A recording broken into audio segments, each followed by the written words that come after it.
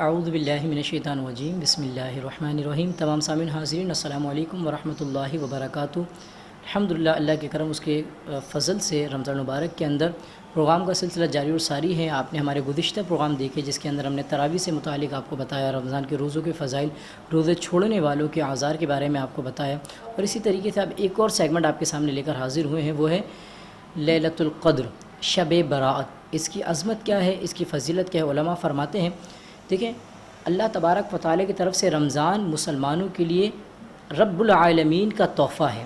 یعنی کہ مثال کے طور پر رمضان ہمارے لیے ایک نعمت بن کر آتا ہے، ایک مہمان بن کر آتا ہے، اور مہمان کی خصوصیت کیا ہوتی ہے؟ جب وہ آتا ہے تو ہم میزبانی کا شرف حاصل کرتے ہیں۔ مثال جس کو انسان سے محبت ہوتی ہے، انسان اس کا دل لبھاتا ہے، وہ آتا ہے تو چہرہ کھل جاتا ہے، چہرے پر مسکراہٹ ہوتی ہے، دل باغ باغ ہو جاتا ہے، ساری تھکن، ساری پریشانیاں دور ہو جاتی ہیں۔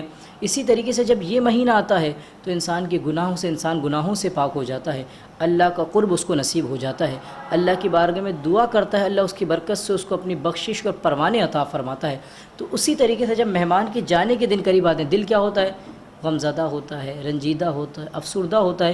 لیکن اللہ کا کتنا کرم خاص ہے کہ جب رمضان مبارک کے آخر ایام چل رہے ہیں تو اللہ تبارک و تعالیٰ اپنی رحمتوں میں، اپنی برکتوں میں مزید انعامات میں جو ہے اضافہ فرما۔ وہ کیسے کہ اللہ تبارک و تعالیٰ نے رمضان المبارک کے آخری عشرے کے اندر مسلمانوں کو لیلۃ القدر یعنی شب برات کا تحفہ عنایت فرما۔ اور وہ کیسی رات ہے؟ قرآن فرماتا ہے بسم اللہ الرحمن الرحیم، انا انزلناہ فی لیلۃ القدر وما ادراک ما لیلۃ القدر لیلۃ القدر خیر من الف شہر تنزل الملائکۃ والروح فیہا بإذن ربہم من کل امر سلام ہی حتی مطلع الفجر۔ سب سے پہلے قرآن کریم کا جو آیت مبارکہ ہے انا انزلناہ فی لیلۃ القدر، اس میں اللہ فرما رہا ہے کہ بے شک اس قرآن کو، اس عظمت والی کتاب کو ہم نے لیلۃ القدر میں نازل فرمایا۔ اس کے بعد فرمایا لیلۃ القدر، تم کیا جانتے ہو؟ وما ادراک ما لیلۃ، تم کیا جانتے ہو کہ لیلۃ القدر کیا ہے؟ تو پھر رب نے خود بتایا کہ لیلۃ القدر، فرمایا لیلۃ القدر خیر من الف شہر، یہ لیلۃ القدر وہ رات ہے جو 1000 مہینوں سے بہتر ہے۔ مقصد کہ عبادت کے اعتبار سے اس کا اتنا مقام و مرتبہ، اللہ کی بارگاہ میں جو عبادت کر لے تو سمجھ لو اس کو 1000 مہینوں کی عبادت کا ثواب دیا جاتا ہے۔ بلکہ بخاری شریف کی روایت کے اندر ہے جس نے اس رات میں یعنی لیلۃ القدر میں اگر ایمان و اخلاص کے ساتھ قیام کیا تو اس کے عمر بھر کے گزشتہ گناہ معاف کر دیے جائیں گے۔ بلکہ روایتوں میں یہاں تک کہ آتا ہے، اللہ کے محبوب علیہ الصلوۃ والسلام کا فرمان دل نشین ہے، سنن ابن ماجہ میں اس کو روایت کیا گیا، حضرت انس بن مالک رضی اللہ فرماتے ہیں ایک بار جب ماہ رمضان شریف تشریف آیا تو ہم سب کے آقا مولا جناب محمد مصطفیٰ صلی اللہ علیہ وسلم فرمایا تو تمہارے پاس ایک مہینہ آیا ہے جس میں ایک رات ایسی ہے کہ جو 1000 مہینوں سے افضل ہے۔ جو شخص اس رات سے محروم رہ گیا گویا تمام تر بھلائیوں سے محروم رہ گیا، اس کی بھلائی سے محروم نہیں رہتا مگر وہ شخص جو حقیقتاً محروم ہے۔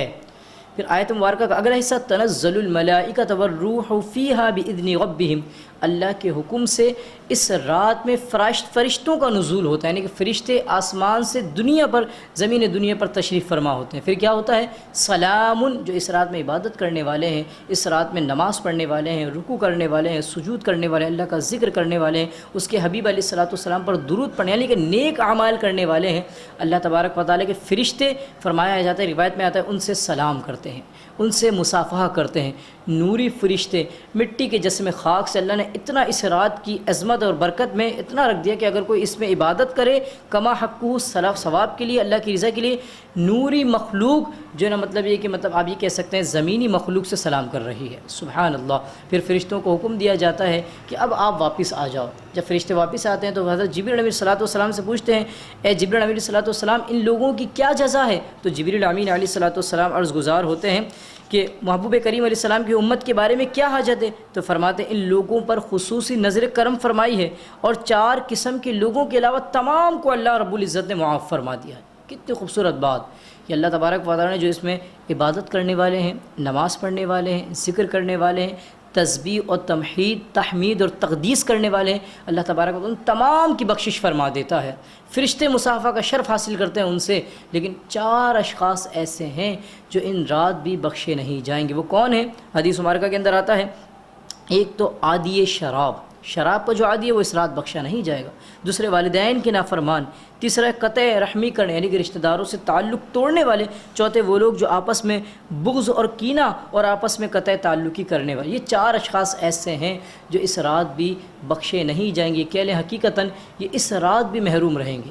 تو لہذا ہمیں بھی ان متذکرہ گناہوں سے اگر کوئی عادت ہے، والدین کی نافرمانی ہے، مثال دوسروں کو تنگ کرنا ہے، رشتہ داروں کے ساتھ تعلق توڑے بیٹھے ہیں، آپس میں بغض اور کینے کی آگ میں جل رہے ہیں، یا مثال کے طور پر شراب کے عادی ہیں اعوذ باللہ، جو کہ گناہوں کی ماں جسے کہا، گناہوں کی جڑ جسے کہا، ام الخبائث جسے کہا گیا ہے. تو لہذا ہم اس رات سے پہلے توبہ کر لیں اور اس رات میں اللہ کی رضا کے لیے مسجدوں کا رخ کریں، اللہ کے گھر کا رخ کریں، اور جو عبادت کرنے والے ان کے ساتھ عبادت کے شرف کو حاصل کریں. اس آیت مبارکہ کی تحت علماء نے بڑی خوبصورت تفسیر بیان فرمائی کہ اس آیت مبارکہ کو یا لیلۃ القدر کو تحفہ، لیلۃ القدر کا تحفہ ہمیں کیوں ملا ہے. بات سمجھیے نا. کہا جاتا ہے حضور جان عالم صلی اللہ علیہ وسلم اپنے صحابہ کرام علیہ رضوان کے درمیان بیٹھے تھے کہ آقا کریم علیہ الصلوۃ والسلام نے گزشتہ انبیاء، سابقہ انبیاء علیہ الصلوۃ، حضرت موسیٰ ہیں، حضرت ہارون ہیں، حضرت سلیمان ہیں، حضرت عیسیٰ ہیں، حضرت یحییٰ ہیں، حضرت زکریا ہیں، اور دیگر انبیاء علیہ الصلوۃ والسلام کی طویل عمروں کو دیکھا. حضرت نوح علیہ السلام کے بارے میں کہا جاتا ہے کم و بیش 950 سال کے قریب آپ نے عمر پائی ہے.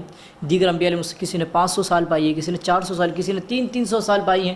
الغرض کتنے انہوں نے عمریں پائی ہیں. تو حضور علیہ السلام نے پچھلے انبیاء کی اور ان کی امتوں کی طویل عمروں کو دیکھا، زیادہ عمروں کو دیکھا، اور اپنی امت کی قلیل عمروں کو دیکھا. تو دل میں سوال آیا، دل غمزدہ ہو گیا، رنجیدہ ہو گیا، دل میں محبت اور شفقت بھرائی کہ یا مالک و مولا باری تعالیٰ، میری امت اگر جتنی بھی عبادت کیوں نہ کر لے، دیگر انبیاء علیہ الصلوۃ والسلام کی امتوں سے نیکیوں میں جو نا برابری تو بہت دور کی بات، ان کے قریب بھی نہیں آ سکتے ہیں، ان کے ساتھ برابری نہیں ہو سکتی کیونکہ عمریں طویل ہیں.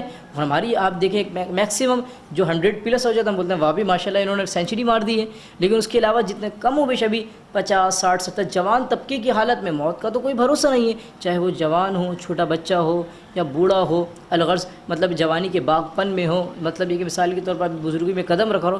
موت کا ایک وقت ہے، لیکن اکثر جو ہے نا دیکھا جاتا ہے کہ میکسیمم 70 سے پیچھے ہیں. تو عمریں کتنی ہیں؟ اور دیگر انبیاء علیہ السلام 100 سے بھی ابو، 300 سے بھی ابو. تو حضور السلام نے فرمایا مالک و مولا باری تعالیٰ، اگر میری امت اگر کثرت کے ساتھ عبادت بھی کرے تو وہ مقام حاصل نہیں کر سکتے. بلکہ روایت میں یہاں تک کہ آتا ہے حضور علیہ السلام صحابہ نے فرمایا صلی اللہ، پہلے کی امتوں کی عمریں طویل ہوتی تھیں اور ہماری امتیں بھی قلیل. پھر اس کے اندر ذریعہ معاش بھی ہے، گھر والوں کو وقت بھی دینا ہے، اللہ کی عبادت بھی کرنی ہے، دیگر معاملات زندگیوں کو بھی دیکھنا ہے. تو ویسے ہی زندگی کم اور زندگی کے معاملات میں پھر نیکیاں مزید کم. تو مالک مولا پہلے کے امت کے جو لوگ تھے کتنی نیکی ہم سے کر گئے ہیں. تو اللہ تبارک و تعالیٰ کی رحمت جوش میں آئی، اس نے اپنے محبوب کریم علیہ السلام کو تسلی دی. جبریل علیہ الصلوۃ والسلام کو بھیجا، فرمایا جاؤ میرے محبوب علیہ السلام سے فرما دو ہم نے انہیں ایک رات ایسی عطا فرمائی ہے جو 1000 مہینوں سے بہتر ہے. یعنی گویا اللہ یہ کہنا چاہ رہا محبوب آپ تسلی رکھیے، آپ پریشان مت ہوئیے، ہم نے آپ کی امت کو ایک ایسا تحفہ دیا ہے جس کو شب قدر کہا جاتا ہے، لیلۃ القدر کہا جاتا ہے، جسے جاگنے والی رات کے نام سے منسوب کیا جاتا ہے. لوگ جاگتے ہیں، اگر اس میں جاگیں، دن میں روزہ رکھیں اور رات میں قیام کریں تو اللہ تبارک و تعالیٰ اس قیام اور روزہ رکھنے کی برکت سے ان کو 1000 مہینے کی عبادت کا ثواب عطا فرمائے. میکسیمم یعنی کہ ایک سال میں ایک مرتبہ رات آ رہی ہے تو 83 سال 4 ماہ یا اس سے بھی زیادہ کی عبادت کا ثواب اللہ تبارک و تعالیٰ ایک سال میں. اور جنہوں نے 10 پائی ہیں، جنہوں نے 20 پائی ہیں، اللہ رب العزت کرے کہ وہ پانے کے ساتھ ساتھ اللہ کی نعمت اور رحمتوں کے بھی حقدار ہوئے ہوں. صرف پائیں نہیں، پائیں اور محروم ہو جائیں. اللہ تبارک و تعالیٰ ہم سب کو ایسے عادت سے محفوظ فرمائے. تو لہٰذا بڑی عظمتوں والی رات ہے، بڑی برکتوں والی رات ہے. فرشتوں کا نزول ہوتا ہے، بلکہ علماء نے فرمایا لیلۃ القدر. اب اس کو کب ڈھونڈیں؟ علماء نے فرمایا بھائی یہ رات کب ہوتی ہے یہ پتہ ہونا چاہیے. تو علماء نے فرمایا ایک مرتبہ حضور علیہ الصلوۃ والسلام، مفہوم ذکر کر رہا ہوں، صحابہ کرام علیہ رضوان کے درمیان آئے تو آپس میں 2 شخص لڑ رہے تھے. پھر آقا کریم علیہ السلام نے فرمایا تھا میں تمہیں یہ بتانے آیا تھا کہ لیلۃ القدر کس رات میں ہے، لیکن تمہارے لڑنے کی وجہ سے، جھگڑنے کی وجہ سے مجھ پر سے اس کا جو تعین ہے، جو اس کا جو حکم ہے اٹھا لیا گیا ہے. اب فرمایا اب اس کو تم طاق راتوں میں تلاش کرو. 21 23 25 27 اور 29 یہ طاق راتیں کہلاتی ہیں. اس میں چاہیے کہ ہم عبادت کریں اور اس میں اللہ تبارک و تعالیٰ کی اس مطلب لیلۃ القدر کو تلاش کریں. لیکن بعض علماء نے فرمایا ہے کہ اکثر ایسا ہوتا ہے کہ لیلۃ القدر 27 رمضان المبارک کو ہوتی ہے. وہ کس اعتبار سے؟ انہوں نے فرمایا تھا کہ قرآن کریم کے اندر انا انزلناہ فی لیلۃ القدر، لیلۃ القدر کا ایک مرتبہ سیغہ آیا، پھر آئے وما ادراک ما لیلۃ القدر، 2 سیغے ہو گئے. پھر آگے کیا فرمایا لیلۃ القدر خیر، 3 سیغے ہوئے. یعنی کہ لیلۃ القدر کو 3 مرتبہ ذکر کیا گیا ہے. اور ایک پورے سینٹینس کے اندر، ایک جملے کے اندر لیلۃ 9 حروف ہیں. کتنے حروف ہیں؟ جب تینوں کو جوڑا جائے تو کتنے بن جائیں گے؟ 27. تو لہٰذا علماء نے اس طرح اشارہ دیا، آیتوں کو آیت سے جوڑ کر کے لیلۃ القدر 3 مرتبہ ذکر کیا گیا ہے، اور ایک لیلۃ القدر کے اندر 9 حروف ہیں. جب ان تینوں کو جوڑا جائے تو عمومی طور پر علماء نے فرمایا ہے کہ اللہ تبارک و تعالیٰ لیلۃ القدر یعنی کہ 27 رمضان المبارک میں اپنی رحمتوں کا خوب سلسلہ جو ہے مطلب یہ کہ دریا اس کا می برس رہا ہوتا ہے. تو لہٰذا خدا اس رات کو ہرگز غفلت میں نہ گزاریے. اگر کوئی گناہ کی عادت ہے تو اس سے باز آ جائیے. رشتہ داروں کے اندر قطع تعلق یا آپس میں بغض و کینہ ہے، محبتوں کے ساتھ رہیے. اللہ تبارک و تعالی ہم سب کو اس رات کی قدر کرنے کی توفیق عطا فرمائے. آمین.